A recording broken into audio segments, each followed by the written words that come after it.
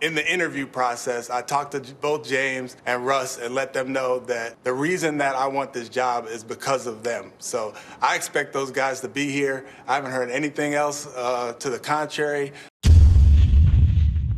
So you mean to tell me right now that Silas didn't only think that he was going to get James Harden, but he also thought he was going to get Russell Westbrook? And this is what he ended up with? Call me crazy, but I think Silas can make this work. These are two players that have played at all NBA levels before in their career. Injuries and all, I wouldn't be shocked to see these two playing at very, very, very high levels yet again. I want to see some W's in the comments for John Wall and DeMarcus Cousins, and also for Silas, who's coming into or came into what feels like an impossible situation down in H-Town. Silas has always struck me as a strong, cerebral individual, a great basketball mind. How else are you going to get praise from Luka Doncic? I mean, come on, man. Luka's out here saying, I'm going to miss him a lot. Houston got a great coach. He's a big reason for my growth and development as a player. We've seen Luka rapidly develop in a short amount of time. That's big praise from a high-level player. But with this whole situation surrounding Houston, it does make me wonder, is this true? On your screen right now, let me know, cap or not. Before we go any further, be sure to subscribe and turn on notifications. You will not want to miss another Get Like Coop video. And that's facts. Shout out to everybody in the Discord that chopped it up tonight. You know, we're going to have a lot of great convos in that Discord, and people in my Discord, you might get some of your comments featured in my upcoming videos. I think it's fun to talk basketball live, you know, so shout out to everybody down in the Discord. The link to my Discord's in the description below. If you guys also want to follow my stream, that's going to be in the description below also. Lastly, if you guys enjoy the content, drop a like. It doesn't cost anything to show love on the channel. Now, you guys know I live in Houston. I'm a Rockets fan. I'm also a Pelicans fan from New Orleans. The Rockets have meant a lot to me over the past couple of seasons. Watching the evolution of James Harden has been amazing. One of the best offensive players to touch a basketball. Now that I've said that, the Harden situation right now is ridiculous. I truly don't know what to expect from James Harden and the Houston Rockets. I have no idea what this season will look like, but I am excited.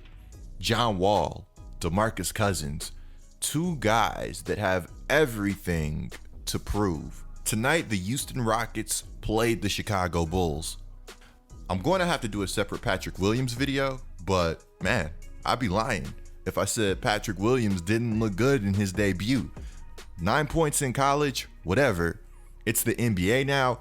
What happened in college is completely out of the window. The potential is there, and I see the vision. His frame, his jump shot, and his versatility remind me a little of a young Paul George.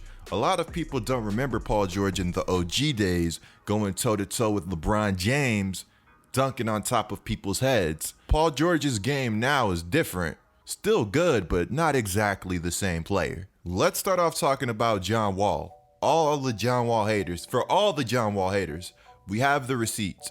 John Wall's first basket is what you expect. Vintage John Wall. He gets to the basket, bullies Kobe White. Kobe can't offer any resistance. Not like it was bad defense. It's just John Wall being John Wall. Even if John Wall lost his explosiveness, he's still a big, strong, crafty guard. But check it out. He didn't lose his explosiveness. I'm not going to say it feels like he's more explosive than ever, but man, does he look explosive. He's still a big guard. He's still fast. He's still explosive. How quickly they forget. We saw John Wall hustling back, showing great energy, getting putbacks. This game, I thought John Wall looked superb. Of course, not just because of his athleticism, but you can tell that John Wall is an NBA level point guard, a high level one at that. He looks like somebody that has put up big assist numbers before and is ready to do it again. He controls the flow of the game so well. His change of speed is among the best of anybody in the NBA. Yes, you can go ahead and quote me on that. A lot of people looked at the John Wall trade as, hey, this guy's not Russell Westbrook. Russell Westbrook puts up these MVP numbers. He's a big time player. They're not wrong. He's not Russell Westbrook. He hasn't been an MVP before. He's a different player that can be a better fit with what the Rockets want to do going forward. I love Russell Westbrook. He's going to shock a lot of people, but don't look at John Wall and go right to his stats, because stats aren't everything in the game of basketball. If you like watching two players be completely in sync, then you're going to love watching John Wall and Boogie play together. This is something this duo has wanted to happen for a very long time. And unsurprisingly, on the offensive side of the ball, they have games that fit together like puzzle pieces, no glue needed. John Wall is a high-level slasher. What do slashers love? Guys who can shoot the basketball. Boogie can do that, not just efficiently. Boogie likes to take threes. He can take threes with sheer volume and knock them down. Not only is Boogie capable of knocking down a three-pointer, he puts the ball on the floor and moves with purpose on the offensive side of the basketball. He's big, he's strong, and he's not afraid to get into the body of his opponent. I talk a lot about players who apply pressure to defenses. Well, Boogie is one of those guys. We've done all this talking about people forgetting about John Wall. Well, what about Boogie?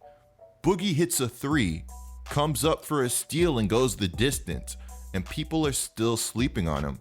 And that doesn't make any sense in my book. Boogie looks good, light on his feet, he looks in shape, he looks very fit. One thing I love about Boogie is I truly do feel like he doesn't get the respect he deserves on the defensive side of the basketball, but that doesn't stop him from going out and competing and playing defense. He's somebody that's big, but gives up their body for the team. All too often in the past, we've heard so much about Boogie being a bad locker room player, not a winning player.